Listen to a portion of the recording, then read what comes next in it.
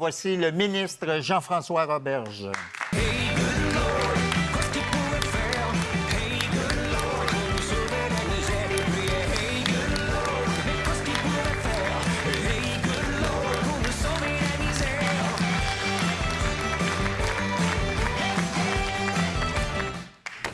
Monsieur le ministre, bienvenue à Tout le monde en parle. Merci. Je vous lance un défi. Oui, 15 questions, 15 minutes. on va essayer ça. Ça a bien fonctionné il y a 2 semaines, ça. Oui. Vous êtes ministre de l'Immigration, de la francisation et de l'intégration et ministre responsable de la laïcité. Jeudi dernier, vous avez déposé un projet de loi sur la laïcité. On avait déjà, depuis 2019, la loi 21 sur la laïcité de l'État et une loi qui élargit la laïcité dans le réseau de l'éducation qui est entrée en vigueur il y a un mois. Pourquoi on a besoin d'une troisième loi sur la laïcité? Pour couvrir d'autres aspects qui n'ont pas été couverts, Lesquels? pour poursuivre, je vous dirais, dans la lancée, la laïcité, des fois, les gens pensent que ça a commencé en 2019 avec la loi sur la laïcité de l'État, mais ça a commencé dans les années 60 avec le grand sociologue Guy Rocher qui nous a quittés, avec la fin des collèges classiques. Après ça, Mme Marois qui a transformé nos commissions scolaires protestantes et catholiques en commissions scolaires linguistiques. Puis on a avancé comme ça. Là, on est rendu, je vous dirais, un petit peu plus loin. Les Québécois nous le demandent, d'ailleurs. Hein? C'est comme si la loi sur la laïcité de l'État de 2019 s'est rendue le minimum acceptable. Et là, ils ont vu, par exemple, des prières de rue. Ils voient des gens qui ont le visage couvert dans les cégeps, dans les universités. Ils disent, c'est pas l'idéal pour établir des relations, pour transmettre de l'information. Moi, je suis enseignant. Je pense que quand on enseigne, il y a beaucoup d'informations qui passent à travers des expressions Mais faciales. vous parlez des prières de rue. Qu'est-ce qui vous dérange là-dedans? Est-ce que c'est le fait de bloquer une rue ou de troubler l'ordre? Parce que dans les deux cas, il y a des lois contre ça, déjà. Puis la lumière est rouge, là, il n'y a pas de problème, là. Non, mais vous comprenez, il y a déjà des lois pour empêcher dans la ça. rue tous les jours. Toutes les années, ils font une manif anti-avortement. C'est des chrétiens. Moi, je me suis fait envoyer chez le diable. Je l'ai parce qu'on fait des contre-manifestations. On a encore le droit. Donc, mais ça, ils prient dans la rue. C'est des chrétiens fondamentalistes. C'est pas juste les musulmans. Hein? Je n'ai jamais dit que c'était seulement des musulmans, mais je pense que... Et vous savez que dans la perception, c'est beaucoup les musulmans. Mais justement, on est là pour aller peut-être au-delà des perceptions. Ce que le projet de loi dit, c'est que d'emblée, des manifestations religieuses, collectives, je dirais concertées, seraient interdites dans l'espace public, dans les rues, dans les parcs, dans les places publiques. On a vu à des moins d'être provocations. autorisé. Mais, donc, la règle générale, c'est que ça ne serait pas permis. Par contre, si on respecte des règles qui sont prévues dans le projet de loi, des municipalités pourraient l'autoriser. Si c'est occasionnel, de courte durée, que ça ne trouble pas l'ordre public et que tout le monde peut y participer, qu'on n'exclut pas, mettons, d'emblée les femmes ou les hommes, ça pourrait être autorisé. Mais de manière générale, je vous dirais que ça relève davantage des croyances personnelles. On préfère que ça se passe dans des lieux de culte, mais ça peut être autorisé dans les conditions que je vous le dis. Donc, c'était comme un accommodement raisonnable, finalement. Pas obligé C'est une forme d'accommodement. Bien, on a besoin de cette loi-là, manifestement, parce que ce qu'on a vu, je pense, dans les dernières années, puis ce qu'on voit dans des pays d'Europe, c'est pas ce qu'on souhaite voir de plus en plus dans nos rues. Votre projet de loi va interdire le port de signes religieux aux éducatrices de CPE et de garderies subventionnées. Cette mesure-là pourrait aggraver la pénurie de main-d'œuvre en écartant de la profession des éducatrices qui sont qualifiées. En plus, depuis la fin octobre, l'interdiction de signes religieux s'applique à tout le personnel des établissements d'enseignement. Il y a des clauses de droit acquis, là, mais vous ne craignez pas de faire mal aux femmes au réseau des garderies, au réseau de l'éducation, parce qu'elles sont très présentes. Et on en manque. C'est vrai qu'elles sont présentes à ce moment-ci. Il y a la clause de droit acquis, c'est important de le dire, il y a personne qui perd son emploi comme ça. Mais vous savez, ce discours-là, comme quoi on ne pouvait pas imposer de nouvelles règles de vivre ensemble, on ne pouvait pas clarifier le contrat social, on se l'est fait dire en 2019 aussi. Quand on a voulu faire la première version de la loi sur la laïcité de l'État, ça s'appliquait dans nos écoles publiques pour les enseignants, enseignantes, direction d'école. Et à terme, il n'y a personne qui veut reculer. Je pense que c'est un acquis. Et je pense que de clarifier les choses, ça va être bénéfique pour tous. Il y a des femmes qui portent le hijab, qui pensent quitter le Québec. Vous réagissez comment? Bien, si ça arrive, ça va être malheureux. Moi, ce que je souhaite, on n'empêche pas des gens de porter des symboles religieux. On dit, dans le cadre de leur fonction, si leur fonction, c'est d'enseigner on pense que les personnes ne devraient pas porter de symbole, mais on dit le hijab, mais ça peut aussi être la kippa, ça peut être aussi le turban, ça peut être aussi une croix. Tout ça est visé. Oui, allez-y. Avec le projet de loi 3, on ne pourra pas contester le gouvernement et ses lois. Vous l'avez certainement lu comme membre du cabinet. Bon. Il y a des Alors, nuances à ce que vous dites. Quelles sont les nuances? Vous dites, avec le projet de loi 3, on ne pourra pas contester le gouvernement. Je pense pas que ce soit exact. Mais quelle est votre question? Ma question est celle-ci. On a, bien sûr, à la FTQ, via certains syndicats, des travailleuses de CPE qui sont voilées actuellement. Et ces femmes-là ne peuvent pas, comme n'importe quelle autre travailleuse, décider d'aller travailler dans un CPE qui est plus près de chez elles. Alors, parce que la clause grand-père dit, jusqu'à... T'es protégé, mais tu peux pas avoir de promotion, tu peux pas te déplacer, tout ça. Ces femmes-là sont syndiquées. Elles ont le droit d'être représentées par leurs syndicats et les syndicats sont aussi tenus dans la loi sur le travail, le Code du travail, par l'article 47.2. On est tenu de représenter nos membres lorsqu'elles font affaire à nous.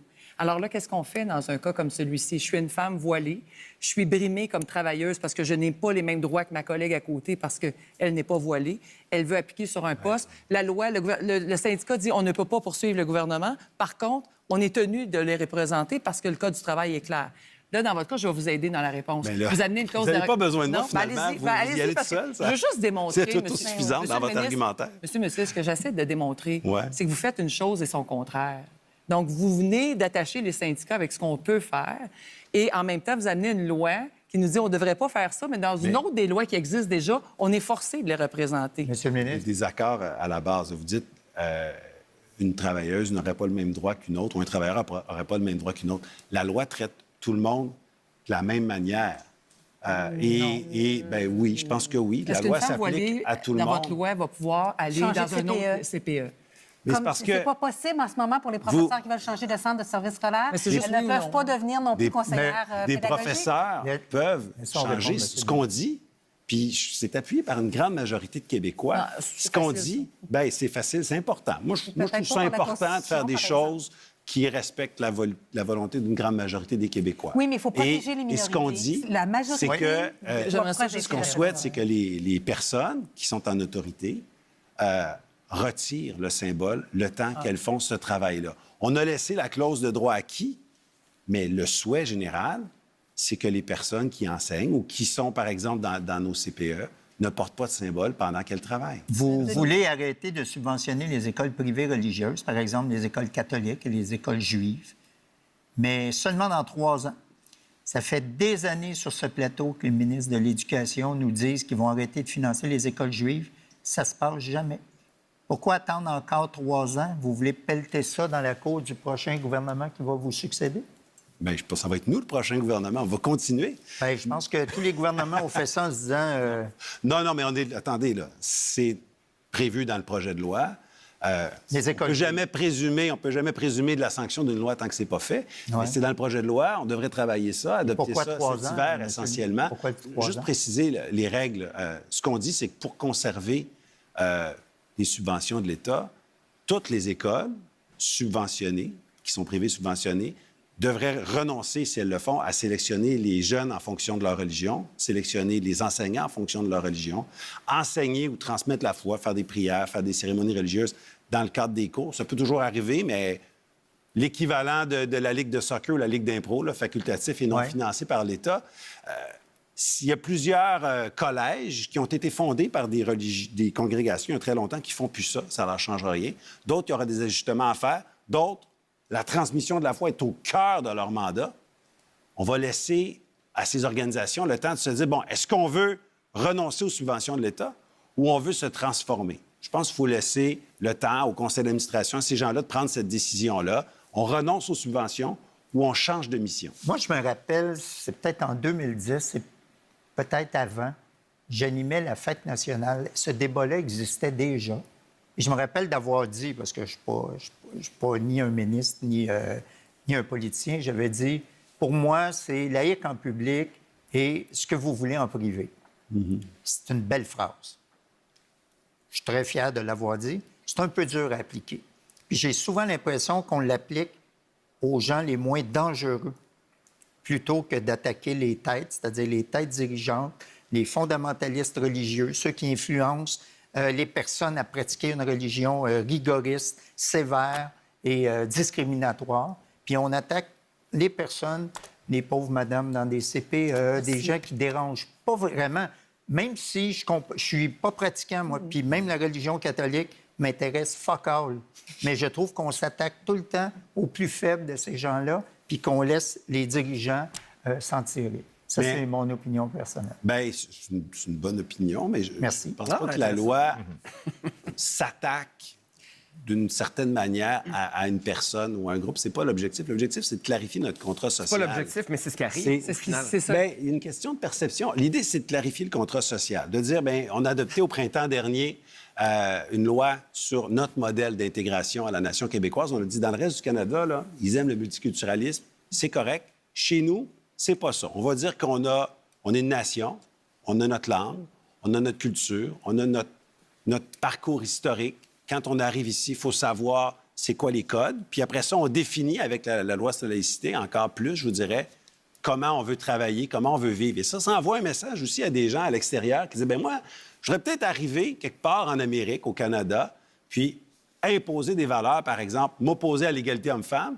Bien, je pense que ce qu'on est en train de faire, c'est de dire, bien, ici n'est pas une bonne place. C'est vrai. Si vous voulez lutter contre l'égalité homme-femme, c'est peut-être pas la place, le Québec. Le monde est grand, allez ailleurs. Mais corrigez-moi, là. Avec ce projet de loi-là, on a l'impression que dans l'ensemble, vous vous attaquez à des problèmes qui sont plutôt marginaux.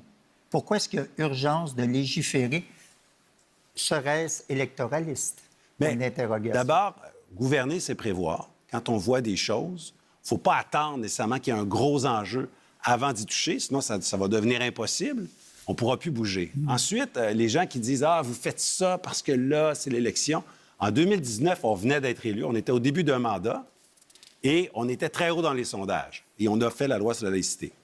En ce moment, c'est plus dur dans les sondages. On est à la fin du mandat. Donc, la constante, c'est que peu importe les sondages, peu importe le calendrier électoral, on suit nos valeurs. Ce qui a changé, par contre, vous utilisez toujours la clause dérogatoire. Pourquoi vous avez tellement peur des tribunaux? Mais Ce qui vous dérange autant dans les tribunaux? Vous l'avez mentionné tout à l'heure. Oui. Je trouve ça particulier parce qu'il y a la FAE, l'autre syndicat, qui conteste l'utilisation de la clause dérogatoire, la clause de souveraineté parlementaire. Dans le fond, il faudrait que ce soit les juges qui décident comment on gère notre vivre ensemble. C'est l'effritement de notre démocratie. Okay. Vos gestes ne sont pas démocratiques. Vous adoptez des lois par-dessus sur le bâillon. Et dans la vous Constitution. décidez d'amener des lois comme celle-là où vous dites il n'y a pas un juge, la Constitution compte plus, à part votre Constitution que vous avez fait un week-end, là, mais non, je veux dire, au-delà de... Non, mais écoutez, c'est pas des honnête. raccourcis. C'est La pas Constitution, honnête. c'est dans la Constitution canadienne. Vous parlez du cellulaire dans les écoles, puis pas pour la Constitution. Je m'excuse. OK. La clause dérogatoire, Oui. c'est un outil législatif qu'on a au Québec. Il faudrait qu'on se prive de l'utiliser. Il faudrait qu'on laisse les juges nommés par Ottawa décider c'est quoi les règles du vivre ensemble au Québec. OK, Moi, monsieur. je regrette, mais pas question. Monsieur le ministre, vous avez récemment baissé les seuils d'immigration. Le Québec compte recevoir 45 000 immigrants permanents l'an prochain. En 2025, la prévision était entre 57 et 61 000. Cette baisse a déçu les entrepreneurs qui voulaient, au contraire, plus d'immigrants parce qu'il y a un manque d'employés.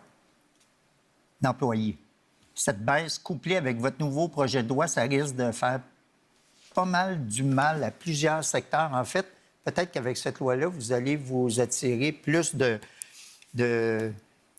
allez perdre plus de sympathie que d'en gagner, me fourge. Je ne sais, ça se dit pas, mais c'était drôle. Non, mais me fourge non plus. Mais vous parlez des quotas, en fait, des seuils d'immigration. On était un peu à l'extérieur des normes, là, avec cette année à 60 quelques mille. Là, on ramène ça à 45 000. C'est une baisse d'à peu près 25 par rapport au statu quo, mais le statu quo est un peu à l'extérieur des chartes. Normalement, on était autour de 50 000. Non, mais là, on ramène ça ça sont difficiles à 45 000 pour les prochaines années, pour les 4 prochaines années. Puis, on priorise les étudiants étrangers qui ont diplômé ici et qui travaillent ici. Puis on priorise aussi beaucoup à l'extérieur de Montréal, dans les régions, pour garder Ceux qui vivant sont vraiment le ici- secteur manufacturier. Il me semble que Ceux c'est qui sont normal. ici, c'est des drames humains épouvantables. C'est des gens à qui on a dit, on a dépensé de l'argent comme gouvernement pour aller les chercher puis leur dire, venez étudier au Québec, venez travailler au Québec. Et maintenant, on leur tire le tapis sous les pieds. Mais- Parce C'est des que- drames humains, c'est des usines qui vont fermer. Parce que vous parlez Notre du- réputation à l'international, elle en mange, mais une claque. Il y a des gens qui vont retourner chez eux puis ils vont dire, le Québec m'a menti.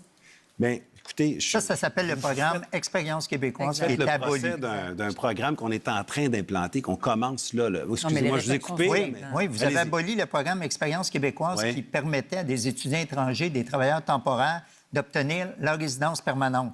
On a vu plein d'histoires tragiques et absurdes de gens qui vivent au Québec, qui travaillent, qui ont des enfants, qui sont parfaitement intégrés et qui vont devoir partir de force. Et qui parlent Honnêtement, français. Monsieur le ministre, ça fait dur.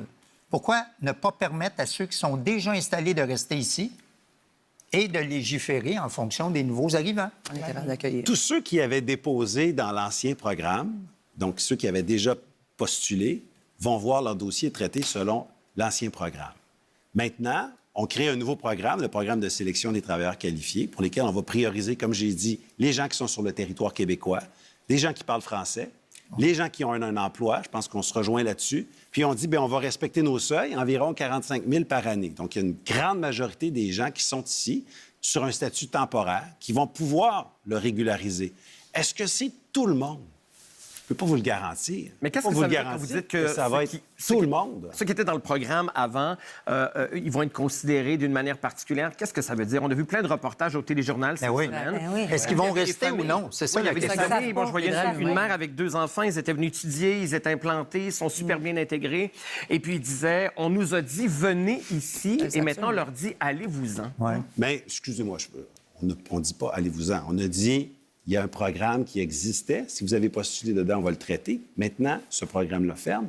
On crée un autre programme. Beaucoup de personnes, en fait. L'an prochain, là, on va sélectionner environ 29 000 immigrants économiques. Ouais.